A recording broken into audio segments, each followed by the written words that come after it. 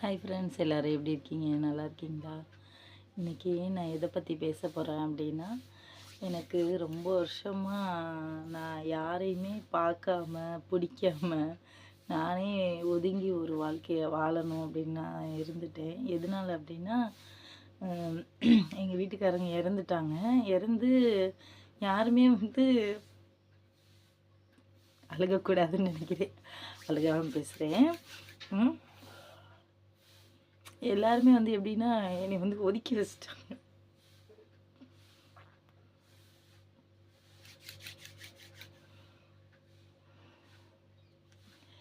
என்னை எல்லாருமே ஒதுக்கி வச்சிட்டாங்க. யாருமே இல்லாமல் என் குழந்தைங்கள வச்சுட்டு ரொம்ப கஷ்டப்பட்டு இந்த ஊருக்கு அம்மாவும் நானும் இங்கேயே ரொம்ப கஷ்டப்பட்டு மாடை வச்சு தான் என்னோடய பொழப்பே இருந்துச்சு. அப்புறம் நான் இங்கே கொஞ்சம் கொஞ்சமாக எனக்கு எந்த வேலையும் தெரியாது.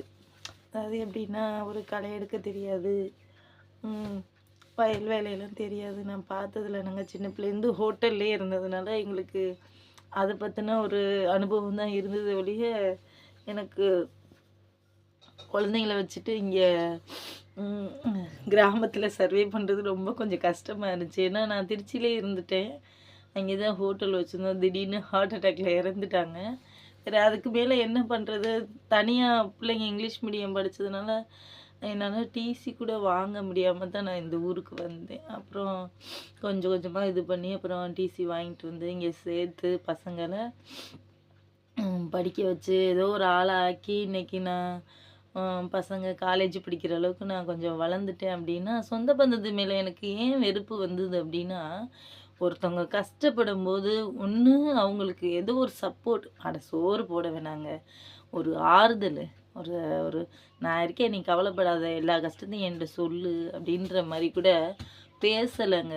எதுக்கு அப்படி பேசலை அப்படின்னா, நம்ம போய் அவங்க வீட்டில் சாப்பாட்டுக்கு இருந்துருவோம் அப்படின்ற ஒரு எண்ணங்கள் அவங்களுக்கு உருவாகி இருந்திருக்கும் போல். அது எனக்கு சரியாக தெரியலை. பசங்களை வச்சுட்டு நானும் யார்கிட்டையும் போக மாட்டேங்க. எனக்கு கொஞ்சம் கர்வம். நம்ம விட்டுட்டு போயிட்டாங்க, நம்ம எப்படி இந்த உலகத்தில் வாழ்வோம் அப்படின்னு தானே எல்லோரும் நினைக்கிறாங்க. அப்படின்னு எனக்கு சொந்தம்னாலே கோபம் வரும். ஏன்னா எத்தனையோ நாள் நாங்கள் பசியில் பட்னியாக வாடி இருக்கோம் குழந்தைங்கள வச்சுட்டு. அப்போ கூட அவங்க ஏன் அப்படி இருக்க, வா என் வீட்டில் சாப்பிடு. யாரோ சாப்பிடுவாங்க.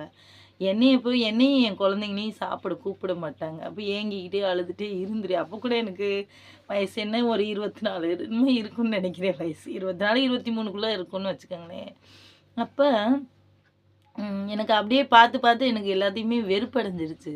ஆனால் எங்கள் வீட்டுக்காரரோட ரிலேட்டிவ் கூட என்னை யாருமே பார்த்துக்காம எல்லாருமே என்னை விட்டுட்டாங்க. ஏன்னா ஆம்பளை பிள்ளை இருக்க வரைக்கும் அவங்கள்ட்ட பேச வைக்க இப்படி இருந்துட்டு, திடீர்னு ஒரு நாள் அவர் இறக்கும்போது யாருமே கண்டுக்கிறாம என்னைய விட்டுட்டாங்க. நானும் என்ன பண்ணுறது, இருந்து பார்த்தேன். எனக்கு அங்கே ஒரு துணை இல்லாமல் என்னால் வாழ முடியல. ரொம்ப கஷ்டமாக இருந்துச்சு. பசங்க கை பிள்ளைங்களாக இருந்ததுனால என்ன செய்கிறதுன்னு தெரியல. அப்போ அம்மாவுக்கு இந்த மாதிரி ஃபோன் பண்ணி சொன்னேன். அம்மா, இந்த மாதிரி என்னால் இங்கே இருக்க முடியலம்மா, ரொம்ப கஷ்டமாக இருக்குது, என்னைய கூட்டிகிட்டு போயிருங்க அப்படின்னு சொல்லிட்டு நான் இங்கே வந்துட்டேன். இந்த ஊருக்கு வந்துட்டேன். இந்த ஊருக்கு என்ன பொழப்பு, கிராமத்தில் டவுன்லனாலும் நம்ம கடை வச்சு பொழைச்சிக்கிட்டு இருந்தோம். இப்போ இங்கே நம்ம என்ன வேலை பார்க்குறது அப்படின்னு எனக்கு தெரியல. 100 நாள் வேலைக்கு போவாங்க. அப்போ அந்த ரேஷன் கார்டு இதெல்லாம் நான் மாற்றாமல் வந்துட்டேன். அதுக்கப்புறம் எல்லாமே போய் திருச்சியிலே போய் இப்போ ஆப்ஷன் இருக்குது. நம்ம ஆதார் இங்கேயே எந்த ஊரில் இருந்தாலும் இங்கேயே மாற்றிக்கிற மாதிரின்ற ஆப்ஷன் இருக்குது. அப்போ ஒரு 12 வருஷத்துக்கு முன்னாடி அந்த ஆப்ஷன்லாம் இல்லை. எங்கே இருக்கோ அங்கே தான் போய் மாற்றணும். அப்படி உள்ள நிலைமை இருக்கும்போது நான் அங்கே போய் மாற்றிட்டு ஒவ்வொன்றா அப்புறம் அட்டை 100 நாள் அட்டைக்கு அப்ளை பண்ணுறது, அக்கௌண்ட் ஓப்பன் பண்ணுறது, இப்படி இருந்து அப்புறம் அந்த வேலையை வாங்கி அப்புறம் அதில் வேலைக்கு போய் ஏதோ குடும்பத்தை கொஞ்சம் ஓட்டிட்டேன். 100 நாள் என்ன, ஒரு 10 ரூபா 5 ரூபாக்குள்ளே தான் சம்பளம் இருக்கும்னு நினைக்கிறேன். எனக்கு தெரியல.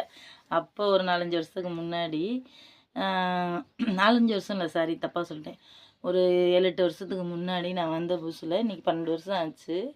அப்போ என்னென்னா, சொந்த பந்தம்லாம் என்னங்க, ஒன்று நமக்கு அப்பாவோட சொத்து இருக்கணும், இல்லை நம்மளோட கணவரோட சொத்து இருக்கணும். எதுவுமே இல்லாமல் ஒரு கிராமத்தில் வந்து 2 குழந்தைங்கள வச்சுட்டு கஷ்டப்பட்டு பிள்ளைங்கள வளர்க்குறது அவ்வளோ சாதாரணமாக இல்லை. இன்றைக்கி நான் வந்து இவ்வளோ தூரம் நான் ஒரு சேனலை ரன் பண்ணுற அளவுக்கு நான் வளர்ந்துருக்கேன் அப்படின்னா நான் நம்பிக்கையும் என் முருகனையும் தான் நான் எப்போவுமே சொல்லிக்கிட்டு இருப்பேன். நான் டக்கு டக்குன்னு அழுதுருவேன், யாரும் எதுவும் நினச்சிக்கிறாதீங்க. அது என்னோடய இயல்பு. சந்தோஷம் வந்தாலும் அழுதுருவேன், துக்கம் வந்தாலும் அழுதுருவேன். அது இயல்பு. அதை என்னால் மாற்றிக்க முடியலை. நான் கொஞ்சம் கொஞ்சமாக மாற்றிக்கிறதுக்கு முயற்சி பண்ணுறேன். எல்லாருக்கும் என்ன சொல்கிறேன்னா, நம்ம நம்பணும். நம்பிக்கையை வந்து என்றைக்கும் யாரும் வந்து கைவிட்டுறக்கூடாது. நம்பிக்கையோடு நம்ம வாழ்க்கையை தொடங்கணும். யார் இருந்தாலும் இன்றைக்கி இருப்போம், நாளைக்கு இருப்போமா என்னன்னு எனக்கு தெரியல. இருக்கிற வரைக்கும் சந்தோஷமாக இருந்து நம்ம வாழ்க்கையை வாழணும், அவ்வளோதான் நான் நினைக்கிறேன். எல்லா மக்களும் நல்லா இருக்கணும்னு தான் நான் எப்போவும் நினைப்பேன். ஆனால் நம்மக்கிட்டே பேசிட்டு நம்மளை பற்றி தப்பாக அங்கிட்டு போய் பேசிடுவாங்க. அது எதுக்கு அப்படி பேசுகிறாங்கன்னு எனக்கு தெரியல.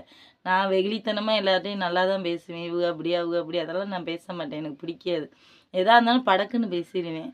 நீங்கள் இப்படி தப்பு பண்ணுறீங்க, நீங்கள் இப்படி சரியாக இருங்க, இப்படி இப்படி பண்ணுங்க அப்படின்னு நான் சொல்லிடுவேன். அது சில பேருக்கு என்னை பிடிக்காம கூட இருக்கும் போல இருக்குது, எனக்கே அது தெரியல. இயல்பு தான் எனக்கு. நான் எதை எதை மாற்றிக்கணுமோ நான் கொஞ்சம் கொஞ்சம் நாளில் எல்லாத்தையுமே நான் மாற்றிக்க ஆரம்பிச்சிட்டேன். இப்போ நான் எதுக்கு இந்த வீடியோ போட்டேன் அப்படின்னா, இவ்வளோ நாள் சென்று எங்கள் வீட்டுக்காரோட தங்கச்சி ஃபோன் பண்ணியிருந்தாங்க. ஃபோன் பண்ணி பேசுனாங்க. எனக்கு ரொம்ப சந்தோஷம். வாழ்க்கையில் எல்லா நலமும் வளமும் வாழணும்னு தான் நானும் ஒரு ஆசைப்பட்டேன்.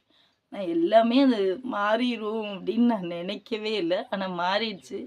இப்போவும் ஒன்றும் பிரச்சனை இல்லை. என்னோட நம்பிக்கை என்னோட முருகன் இருக்கார். அவரை வச்சு என்னோடய வாழ்க்கையை நான் ஒவ்வொரு நாளும் சந்தோஷமாக தான் நான் வாழ்ந்துட்டுருக்கேன். 1000 துர்க்கம் இருக்குது, இல்லாமல் இல்லை. எல்லாத்தையும் கடந்து நானும் வாழ்ந்துட்டு தான் இருக்கேன். என்னோட நண்பர்கள் எல்லாருக்கும் என்ன சொல்கிறேன்னா, நம்ம வந்து நம்பிக்கையும் என்னோட கடவுள் முருகனை நான் எப்படி நம்புகிறேனோ அதே மாதிரி நீங்களும் நம்பணும்னு நான் மனசார வேண்டிக்கிறேன். கண்டிப்பாக முருகனை நம்புங்க. அவர் மாதிரி ஒரு தெய்வம் உலகத்திலே இல்லை. இன்றைக்கி வந்து நம்மளுக்கு சோதனை காலம், சோதனை கொடுப்பார். நான் அப்படி தான் நினச்சிக்கிருவேன். இன்றைக்கி நம்மளுக்கு சோதனை காலம், நமக்கு சோதனை கொடுத்துருக்காரு. நாளைக்கு சாதனையாக நம்மளை வாழ வைப்பார். சந்தோஷமான ஒரு வாழ்க்கையை நமக்கு கொடுப்பாரு. அப்படின்னு தான் நான் ஒவ்வொரு நாளும் என் வாழ்க்கையில் நான் கடந்து போகிறேன். நான் தனியாக அப்போ வந்து கஷ்டப்பட்டு பிள்ளைங்களை கையில் வச்சுட்டு இருந்தேன். இன்றைக்கி நான் வந்து என் பசங்க வளர்ந்துட்டாங்க. இன்னும் ஒரு வருஷம் கஷ்டப்பட்டேன்னு என் மக டீச்சர் வேலைக்கு போயிடுவான்ற நம்பிக்கையில் நான் இருந்துகிட்ருக்கேன். அடுத்து கரஸில் போடுறேம்மா நான் டீச்சர் ட்ரைனிங் அப்படின்னு சொல்லியிருக்கா. அந்த நம்பிக்கையோடு நான் ஒவ்வொரு நாளும் வாழ்க்கையை வாழ்ந்துட்டுருக்கேன். எல்லாருமே முருகனை கும்பிடுங்க. இது வந்து முருகனோட உலகம் அப்படி தான். எல்லாரையும் பாருங்களேன், யாரை பார்த்தாலும் முருகா முருகா முருகா முருகான்னு தான் சொல்லிகிட்டு இருப்பாங்க. நீங்களும் நம்புங்க. நம்ம வாழ்க்கையை அழகான ஒரு வாழ்க்கையாக முருகன் வந்து அமைச்சு கொடுப்பாரு. குழந்தை இல்லாதவங்க கண்டிப்பாக குழந்தைக்காக நீங்கள் அவருக்கு விரதம் இருங்க. கல்யாணம் ஆகாதவங்க கண்டிப்பாக கல்யாணம் ஆகணும்னு அவருக்காக விரதம் இருங்க. குடும்ப வாழ்க்கையில் சந்தோஷமாக இருக்க முடியலை, கஷ்டமாக இருக்குது அப்படின்றவங்க கண்டிப்பாக முருகனை கும்பிடுங்க. முருகன் தான் நல்ல தெய்வம். எல்லோரும் லைக் பண்ணுங்கள், சப்ஸ்கிரைப் பண்ணுங்கள். ஓகே, பாய்ங்க.